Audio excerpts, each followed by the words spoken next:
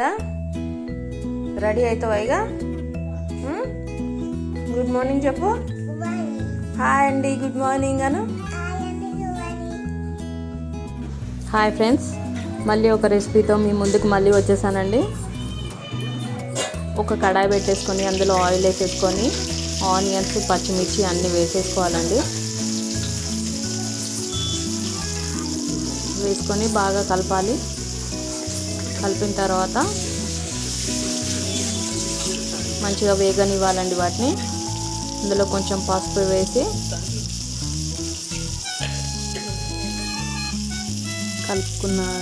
కలుపుకున్నాక అందులో ఒక 1 స్పూన్ అల్లం వెల్లుల్లి పేస్ట్, ధనియాల పొడి వేసి అవి కూడా బాగా కలపాలండి.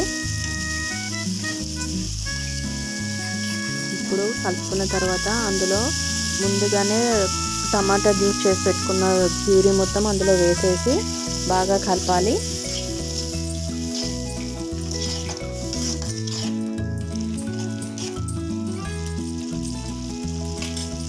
కలుపుకున్న తర్వాత మూత పెట్టి కాసేపు ఉడకనివ్వాలండి. మనం ముందుగానే బాయిల్ చేసుకున్న ఎగ్స్ని పొట్టు తీసి రెడీగా పెట్టుకోవాలి.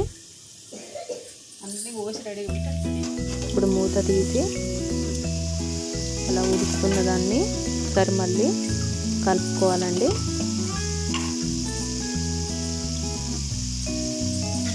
ఇప్పుడు అందులో 2 టేబుల్ స్పూన్ కారం వేసుకోవాలండి.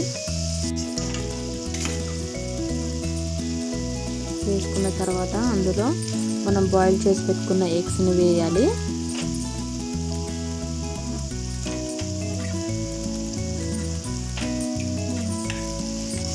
వేసుకొని అంతా ఎగ్స్కి పట్టేటట్టుగా అంతా కలుపుకోవాలి.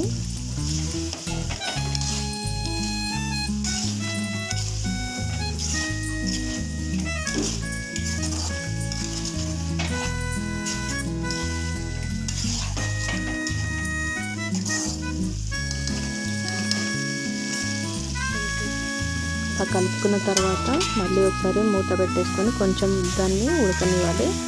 తర్వాత మళ్ళీ అంతా బాగా కలుపుకొని కొంచెం దగ్గరికి అవుతుందన్నప్పుడు కొన్ని వాటర్ లైట్గా చిలకరించుకోవాలండి. ఒక 3 టేబుల్ స్పూన్ వాటర్ అయినా కొంచెం అలా పోసుకొని వాటిని ఇంకొంచెం అలా కలుపుకోవాలి. ఒక 5-10 మినిట్స్ అలా ఉడకనిచ్చిన తర్వాత మనం చేసుకున్న ఎగ్ పులుసు రెడీ అండి. అంతే, ఇంకేం లేదు. కొత్తిమీర వేసి గార్నిష్ వేసుకొని అంతా ఒకసారి బాగా కలుపుకుంటే మనం చేసుకున్న ఎగ్ పులుసు రెడీ అయినట్టేనండి. Thanks for watching.